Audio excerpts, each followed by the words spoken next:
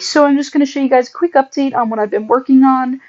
We have the main menu working, and then when I create a save slot with the load game button, we can always change the text on that after if you want it to be like view saves or something.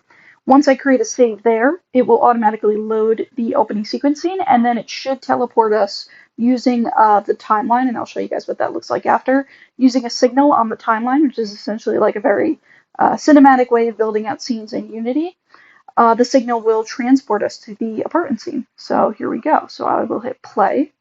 And in fact, I will actually go ahead and clear my player prefs folder. So I'll show you guys what that looks like real quick. So if I go to easy save 3, I'm going to open my persistent data path. This is basically where your data is. You can tell I have a few saves here. So far, your data on your machine is saved, right? It's saved in your app data. So what I'm going to do is I'm going to quickly clear that and just kind of show you guys what it actually looks like in action. So I'm going to clear persistent data path, yes.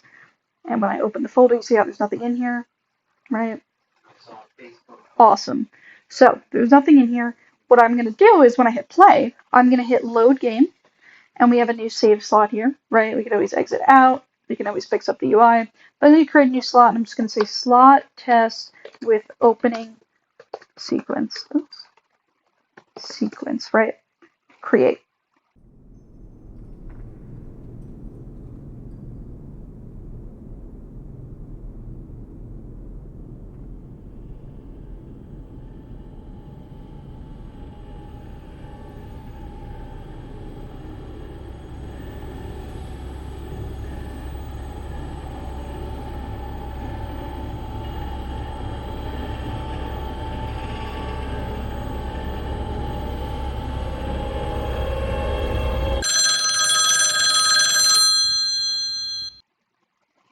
And boom, we are inside of the apartment now.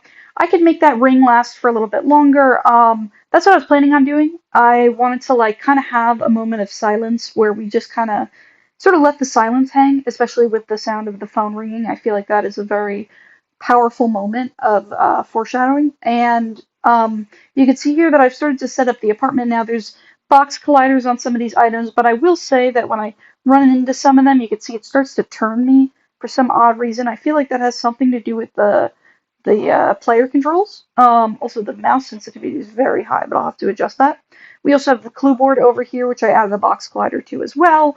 When we go up to this, we'll just add like some kind of trigger interaction system with the thing that Dan built, so that there will be a HUD pop-up. And I've also been working on the HUD in such a way that, as you can see, when I did load this scene, it actually faded in, which I felt, was, like I said, very powerful in terms of not just like quick cuts.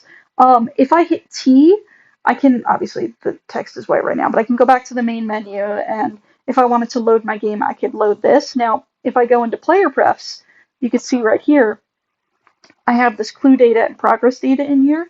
This will be updated later on, like I said, but basically what we're working with in this scene is just a basic apartment setup.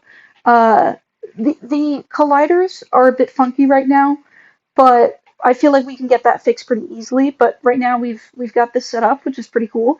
And like I said, I just wanted to update you guys on the UI as well.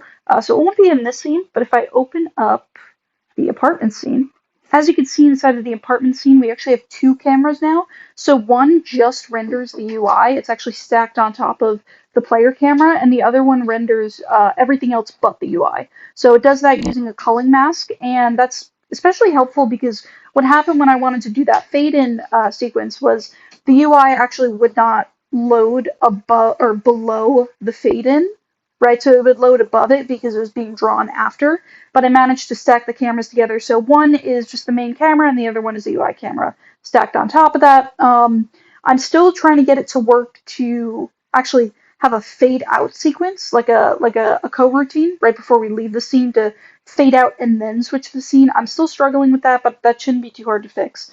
But yeah, that's what we're up to right now. So good progress, and I will keep you guys posted.